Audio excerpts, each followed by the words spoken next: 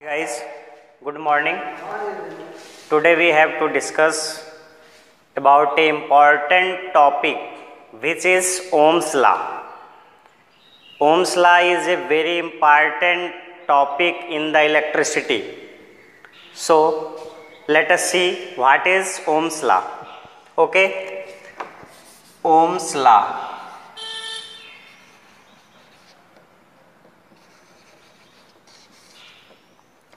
तो हमें इसमें देखना है ओम्स लॉ क्या है। तो ओम्स लॉ, ओम जो है साइमन ओम एक साइंटिस्ट जिन्होंने इलेक्ट्रिसिटी में इलेक्ट्रिक पोटेंशियल और इलेक्ट्रिक करंट के बीच में एक रिलेशन दिया। जैसे अभी हम पीछे टॉपिक में पढ़ के आए हैं, इलेक्ट्रिक पोटेंशियल क्या है, उसका क्या रोल है इलेक्ट्रिसिटी में, इलेक्ट्रिक करंट क्या है, उसका क्या रोल है।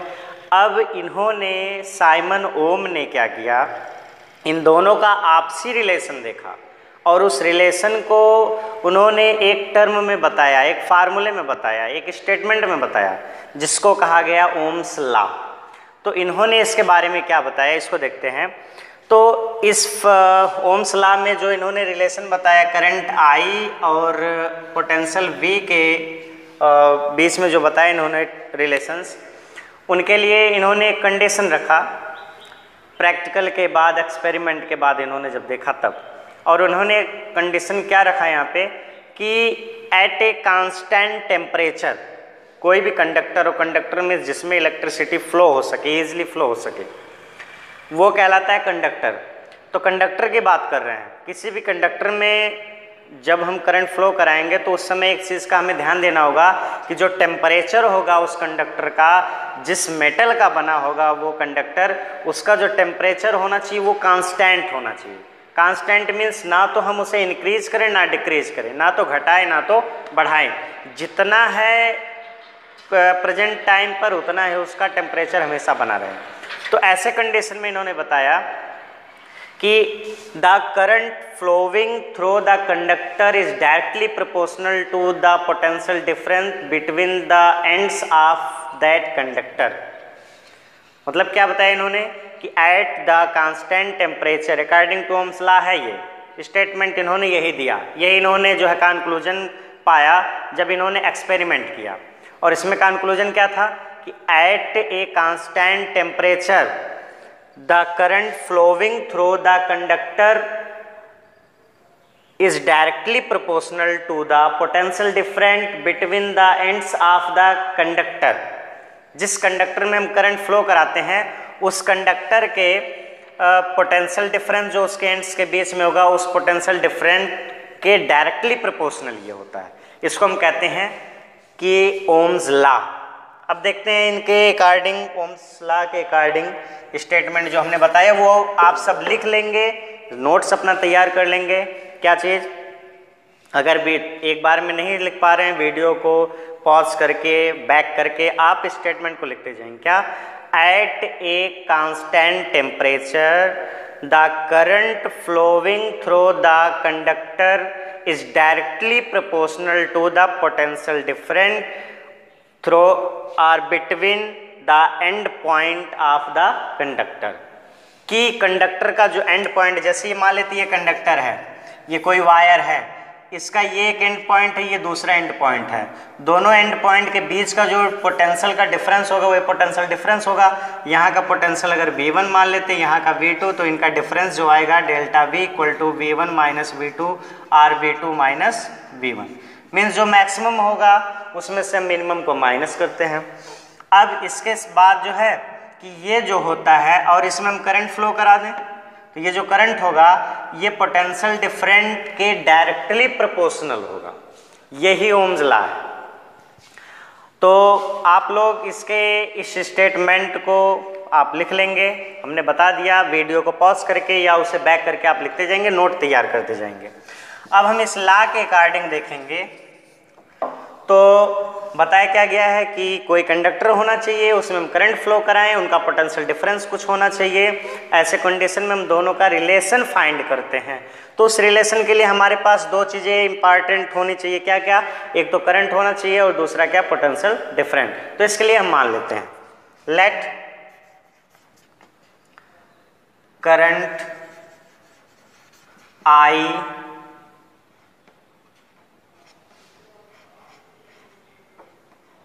flows through the conductor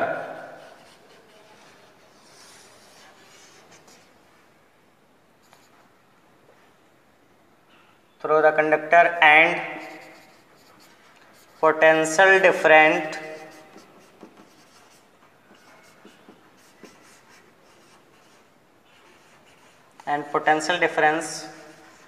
between ends of conductor is V। देखिए ये जो चीज़ें लिखी जाती हैं इसको, ये कोई एक स्पेशलिस्ट टर्म नहीं, ये स्टेटमेंट नहीं है कि जिसको हम एकदम इसी की तरह लिखें, नहीं, इसमें हमें बस यही दिखाना होता है कि हमने मान लिया है कि कोई एक कंडक्टर है, उस कंडक्टर में हम करंट फ्लो कर रहे हैं और उस कंडक्टर के दोनों एंड्स पॉइंट के जो पोटेंशियल डिफरेंस है वो V है। बस यही हमें शो करना है, क्योंकि हमें ओम्स लॉ के अकॉर्डिंग जो उन्होंने स्टेटमेंट दिया उसमें दो चीज़ें उन्होंने दिखाया, क्या क्या, करंट दिखाया I और पोटेंशियल डिफरेंस V।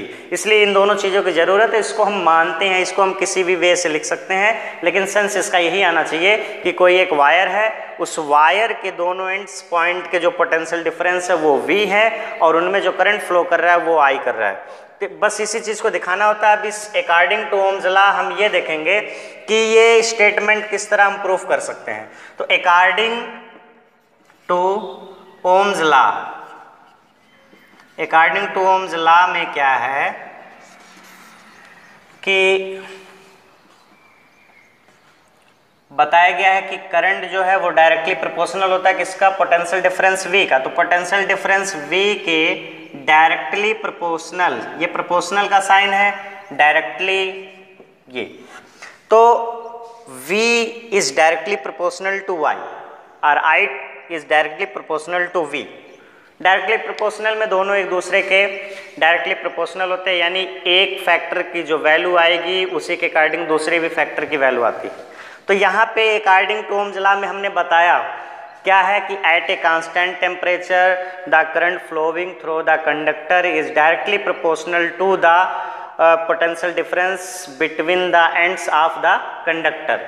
तो ये चीज़ हमने बताया। तो उसके अकॉर्डिंग यहाँ पे ये हम लिख सकते हैं कि V इज डायरेक्टली प्रोपोर्शनल और I is directly proportional to V।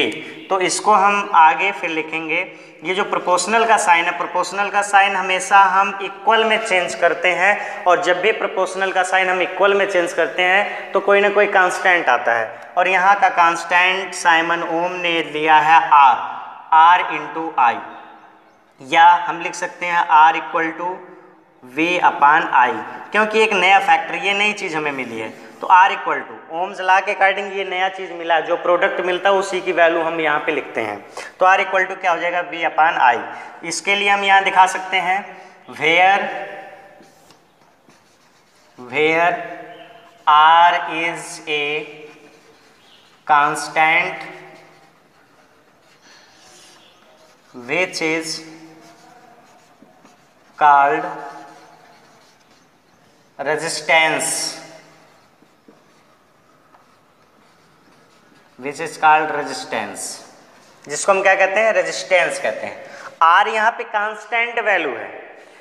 Ohms law में यही इंपॉर्टेंट चीज़ है, इन्होंने बताया है कि ओम्स लॉ के अकॉर्डिंग क्या है कि इसमें हमें एक कांस्टेंट वैल्यू मिलती है, वो क्या है, R। ये R हमेशा कांस्टेंट होता है, जिसको हम क्या कहते हैं, रेजिस्टेंस। अब रेजिस्टेंस क्या है इसके बारे में बात करें। यहाँ से तो इनके लॉ के अकॉर्डिंग ये हमें मिल गया कि हमें कोई एक नया फैक्टर मिलता है जिसको हम R यानी रेजिस्टेंस कहते हो। तो रेजिस्टेंस क्या है, ये है क्या चीज़ जो आया है। तो इसके लिए क्या बताया गया कि ये कांस्टेंट है, लेकिन कांस्टेंट कब होगा, ये इस लॉ में एक इम्पॉर्टेंट वर्ड का यूज़ किया गया, कांस्टेंट टेम्परेचर। जब कांस्टेंट टेम्परेचर होगा तभी ये कांस्टेंट बना रह पाएगा, अदरवाइज ये चेंज होता रहेगा। तो ये इंपॉर्टेंट फैक्टर इसका है रेजिस्टेंस के लिए, कि रेजिस्टेंस में क्या करना है कि कांस्टेंट टेम्परेचर रखना, जो टेम्परेचर कांस्टेंट रहेगा तभी रेजिस्टेंस भी कांस्टेंट बन के रह पाएगा। तो R इक्वल टू V अपान आई है। अब हमने बात की कि ये रेजिस्टेंस है क्या, तो रेजिस्टेंस किसी भी कंडक्टर या कंडक्टर जो हम यूज करते हैं वो मेटल के बने हुए यूज करते हैं, तो कंडक्टर या मेटल का एक प्रॉपर्टी उसकी होती है, और ये प्रॉपर्टी ऐसी है जो अपोज करता है और किसका, करंट का। क्योंकि यहाँ पे हम देखें इसी फार्मूले के अकॉर्डिंग, तो रेजिस्टेंस और करंट में अगर हम पोटेंशियल डिफरेंस को हम कांस्टेंट कर दें कि जो दोनों एंड्स हैं इस एंड्स के बीच का पोटेंशियल डिफरेंस कांस्टेंट कर दें, तो उस समय ये इन्वर्सली प्रोपोर्शनल हो जाएगा आई का। इन्वर्सली प्रोपोर्शनल आई का कौन हो जाएगा, आर। इन्वर्सली प्रोपोर्शनल होने का मतलब है कि दोनों अपोजिट हो जाते हैं एकदम। अपोजिट का मतलब कि अगर हम आई को इंक्रीज करेंगे तो रेजिस्टेंस डिक्रीज होना शुरू हो जाएगा, और आई को डिक्रीज करेंगे तो रेजिस्टेंस इंक्रीज होना शुरू हो जाएगा। इस तरह से ये क्या चीज़ें हैं कि ये अपोज करते हैं एक दूसरे का, एक बढ़ेगा तो दूसरा घटेगा। तो रेजिस्टेंस किसी भी कंडक्टर की एक प्रॉपर्टी होती है जो उसके अंदर फ्लो होने वाले करंट का अपोज करती है, उसको फ्लो नहीं होने देना चाहती है, तो ये होता है रेजिस्टेंस। तो अब इसके बाद इसका जो कांस्टेंट की बात बताएं, इसको हम ग्राफिकल अगर देखना चाहें तो ग्राफिकल में हम देखेंगे, ग्राफ की अगर बात करें तो ये ग्राफ हमेशा एक स्ट्रेट लाइन प्लॉट करता है, और इस स्ट्रेट लाइन प्लॉट करने का रीज़न हम यहाँ देखेंगे। जैसे ग्राफिकल शो करने के लिए हम ऐसे ग्राफ ले लेते हैं दोनों एक्सिस में। ये एक्सिस जो है इसको हम करंट को शो करा देते हैं, ये करंट है, और ये जो है पोटेंशियल डिफरेंस, ये पोटेंशियल डिफरेंस को। तो पोटेंशियल डिफरेंस को, अब करंट और पोटेंशियल डिफरेंस की बात करें तो अभी अभी हमने यहाँ पे रिलेशन में जो देखा, according to Ohm's law V is directly proportional to I, means अगर I बढ़ेगा तो V भी बढ़ेगा। ये बात है, डायरेक्टली प्रोपोर्शनल का मतलब यही है कि एक बढ़ेगा तो दूसरा भी बढ़ेगा, एक घटेगा तो दूसरा भी घटेगा। अब इनका जो घटना बढ़ना है वो एक कांस्टेंट होता है। कांस्टेंट क्यों होता है, क्योंकि यहाँ से जो हमें फैक्टर मिला है, कांस्टेंट वैल्यू मिली है R, तो इनका रेशियो जो होगा इसके अकॉर्डिंग अभी हमने R इक्वल टू V अपान आई निकाला है, और ये क्या है, कांस्टेंट। इसका मतलब क्या हो गया, V और I का जो रेशियो मिलेगा वो हमेशा एक कांस्टेंट वैल्यू मिलेगी, और वो कांस्टेंट वैल्यू R कहलाती है। और अगर कांस्टेंट वैल्यू है तो ग्राफिकली अगर हम शो करना चाहते हैं तो वो एक स्ट्रेट लाइन बनाती है, एक ही सरफेस पर वो प्लॉटिंग हुए रहेंगे। अब इसकी बात करें हम तो जैसे देखते हैं, कोई भी पोटेंशियल डिफरेंस की बात करें, यहाँ पे कॉमनली इसको डिवाइड करते हुए चले जाएं। ऐसे ये करंट की बात करें, अब यहाँ पोटेंशियल डिफरेंस को हम 2 से अगर करते हैं, 2, 4, 6, 8, 10, 12, 14, 16 ऐसा कुछ। और करंट की जहाँ तक बात करें इसको हम 0.5 से करें, 0.5, 0.1, 1.5, 0.2, फिर 2.0, 2.5, और फिर 3.0, 3.5, 4.0 ऐसा कुछ है ये। अब इसको अगर देखेंगे, इनका ये रेशियो फाइंड करके देखें तो क्या होगा, 2 और 5 की जहाँ तक वैल्यू की बात करें तो V अपान आई होता है, ये I है और ये क्या है, V। तो V अपान आई, V की वैल्यू है 2 और अपान I की वैल्यू 0.5। इसको डिवाइड करेंगे तो आ जाएगा कितना, 4। ठीक है, अब इन दोनों की बात करें तो इसकी V की वैल्यू V 4 है, अपान I है 1, ये कितना आ जाएगा 1, 4। फिर इन दोनों की बात करें तो यहाँ पे देख लेते हैं 6 अपान 1.5, ये कितना आ जाएगा 4। तो इस तरह हम देखेंगे कि सबकी वैल्यू एक सेम वैल्यू मिलती जाएगी, जो कि एक कांस्टेंट वैल्यू हम मान सकते हैं उसको। तो कांस्टेंट जब मान सकते हैं, यानी इसको हम यहाँ पे प्लॉट करें, ये अगर हम पोटेंशियल डिफरेंस 2 कर रहे हैं तो उसमें करंट 0.5 का फ्लो हो रहा है, अगर हम 4 कर रहे हैं तो उसमें 1.0 का हो रहा है, अगर उसमें हम 6 का पोटेंशियल डिफरेंस करते हैं तो ये जो है, यानी कि अगर हम पोटेंशियल डिफरेंस को इंक्रीज कर रहे हैं तो करंट भी इंक्रीज हो रहा है, जो कि इस रूल को फॉलो करेगा क्योंकि ये डायरेक्टली प्रोपोर्शनल है। और इसी तरह से सबको करते अगर चले जाएँ हम इसी तरह से, और इनके जो पॉइंट्स जो मीट करते हैं, इन पॉइंट्स को अगर हम ज्वाइन करें तो ये ऐसे एक स्ट्रेट लाइन बनाएंगे, स्ट्रेट लाइन।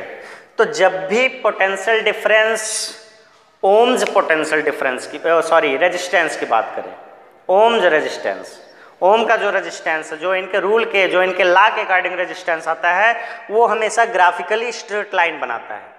ये रेजिस्टेंस आर हो जाता है, क्योंकि कांस्टेंट रेजिस्टेंस क्या है, कांस्टेंट है, और सबकी वैल्यू जब हम रेशियो फाइंड करते हैं तो सबका एक कांस्टेंट वैल्यू मिलता है 4, इसलिए एक स्ट्रेट लाइन बनाता है। ये इसका ग्राफिकली रिप्रेजेंटेशन है।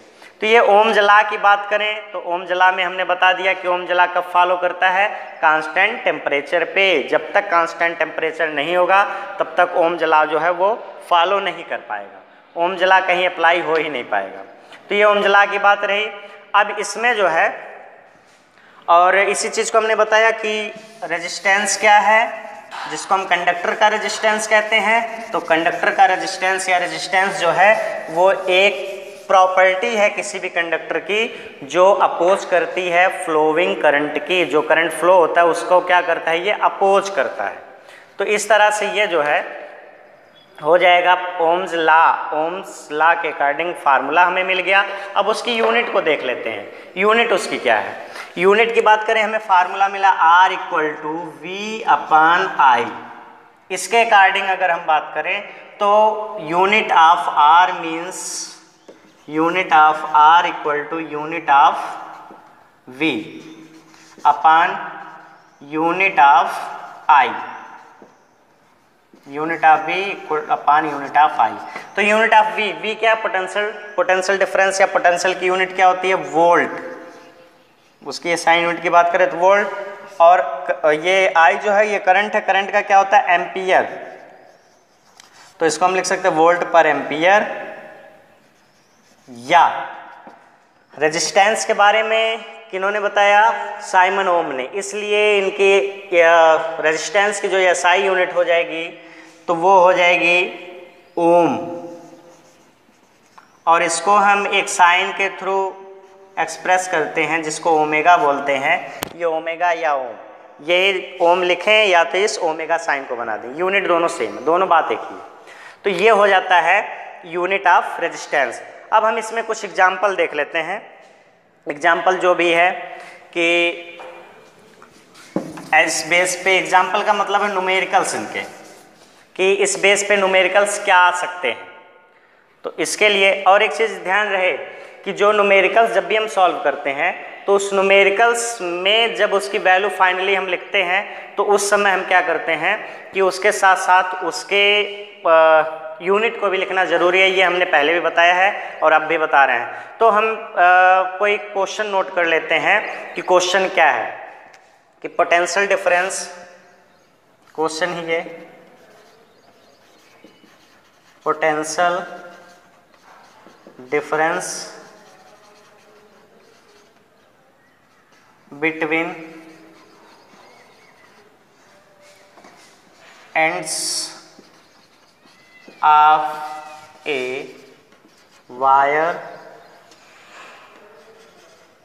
इज, कुछ भी वैल्यू ले लेते हैं इसमें पोटेंशियल डिफरेंस का, मान लेते हैं कि 0.1 वोल्ट है, 0.1 volt, and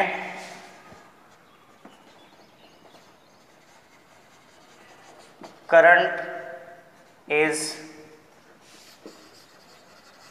flowing through conductor